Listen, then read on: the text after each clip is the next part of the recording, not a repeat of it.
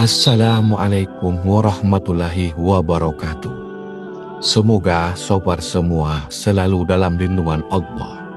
Amin ya Rabbal Alamin.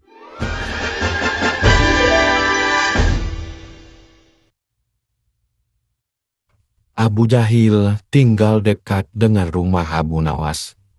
Dia sangat terkenal dengan kepelitannya dan sering memakai barang milik orang lain, termasuk meminjam keledai Abu Nawas.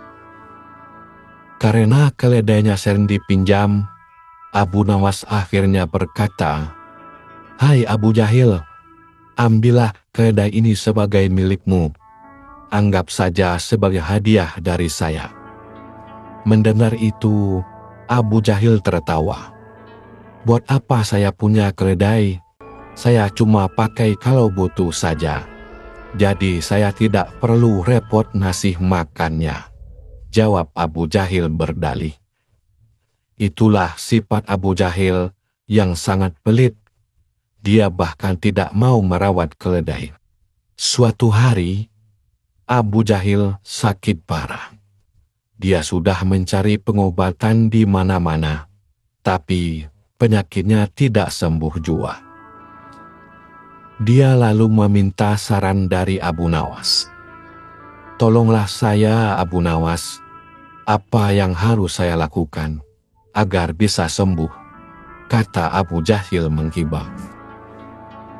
"Begini Abu Jahil, mungkin penyakitmu ini akibat sifatmu sendiri. Buanglah sifat pelit dan kikirmu. Insya Allah penyakitmu bisa sembuh," kata Abu Nawas menasihatinya. "Baiklah, saya bernazar. Kalau saya sembuh, saya akan mengajak semua kawan-kawan kita makan makanan yang enak," kata Abu Jahil. Tidak lama kemudian, Abu Jahil berhasil sembuh dari penyakitnya. Dia pun segera menemui Abu Nawas. "Kamu sudah sembuh ya Abu Jahil?" tanya Abu Nawas. "Alhamdulillah Abu Nawas, dan saya berniat untuk melaksanakan nazar saya kemarin." "Ayo Abu Nawas, kita undang kawan-kawan kita untuk makan-makan yang enak di rumah saya," ajak Abu Jahil. Lalu, bersama Abu Nawas, Abu Jahil pun mengundang semua teman-temannya yang berada di kampung itu. Setelah malam datang, teman-temannya tetap masih ragu untuk memenuhi undangan Abu Jahil. Karena mereka tahu Abu Jahil orangnya sangatlah pelit. Tapi Abu Nawas meyakinkan mereka bahwa kali ini Abu Jahil benar-benar akan mengajak mereka makan. "Kenapa kamu begitu yakin Abu Nawas? Kamu kan tahu sendiri dia pelitnya luar biasa," tanya salah satu dari mereka. "Karena ini adalah nazar yang dia ucapkan waktu saat sakit kemarin. Saya yakin dia tak akan berani berbohong," jawab Abu Nawas. Akhirnya, mereka pun mau datang ke undangan Abu Jahil. Sesampainya di rumah Abu Jahil, mereka melihat berbagai macam hidangan enak sudah tersedia di meja makan. Ada ayam kalkun, ada daging sapi, dan terdapat juga masakan daging puyuh kesukaan Abu Nawas. Mereka lalu disambut oleh pelayan Abu Jahil dan disuruh duduk di depan meja makan. "Kamu benar Abu Nawas, ternyata Abu Jahil sudah berubah," kata salah satu temannya. Abu Nawas sepertinya sudah tidak sabar, ingin segera menikmati hidangan di depannya. Tapi si pelayan bilang supaya menunggu kedatangan Abu Jahil. Tidak berapa lama, kemudian datanglah Abu Jahil. Dia langsung duduk di kursi yang sudah disiapkan untuknya. Untuk menghormati tuan rumah, mereka menunggu Abu Jahil yang makan lebih dulu. Ketika Abu Jahil mencoba masakan daging sapi, dia langsung berteriak, "Hei pelayan, kamu tolol ya? Kenapa masakan daging sapi ini tidak diberi garam? Masak lagi," perintah Abu Jahil. Si pelayan segera mengambil daging sapi dan membawanya masuk.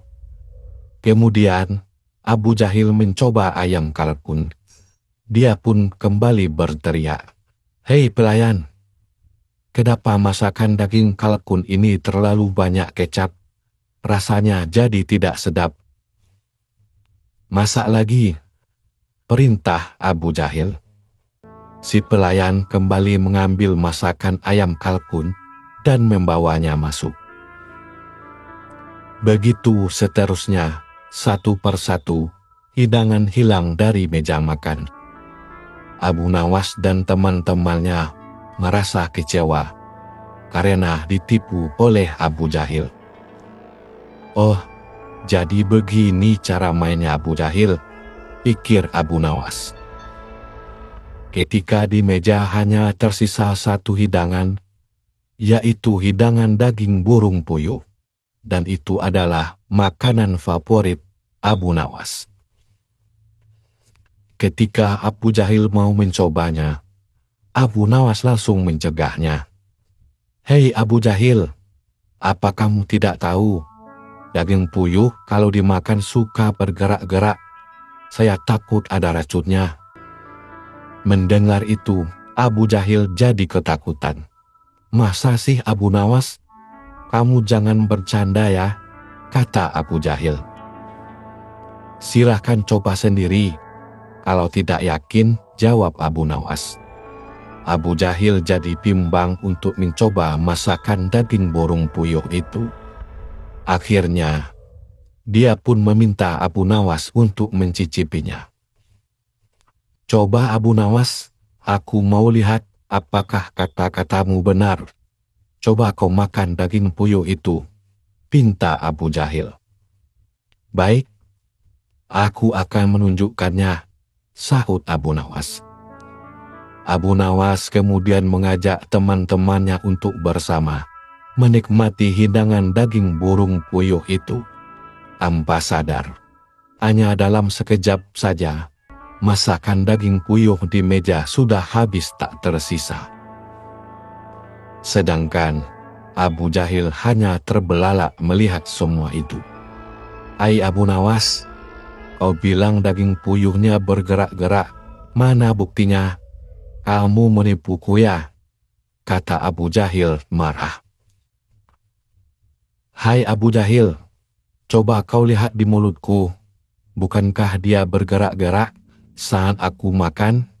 jawab Abu Nawas sambil menunjukkan mulutnya.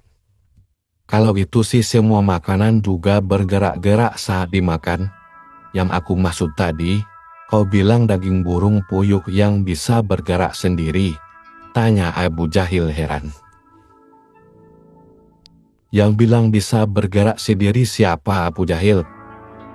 Aku kan tadi bilang, daging puyuh kalau dimakan bisa bergerak-gerak," kata Abu Nawas. Akhirnya, Abu Nawas dan teman-temannya pulang dengan keadaan perut kenyang dan hati senang. Sedangkan Abu Jahil merasa rugi karena memberikan makanan kepada Abu Nawas dan teman-temannya. Dalam perjalanan pulang, Abu Nawas berkata kepada teman-temannya, "Kalau orang pelit memang harus disiasati biar dia kapok," kata Abu Nawas.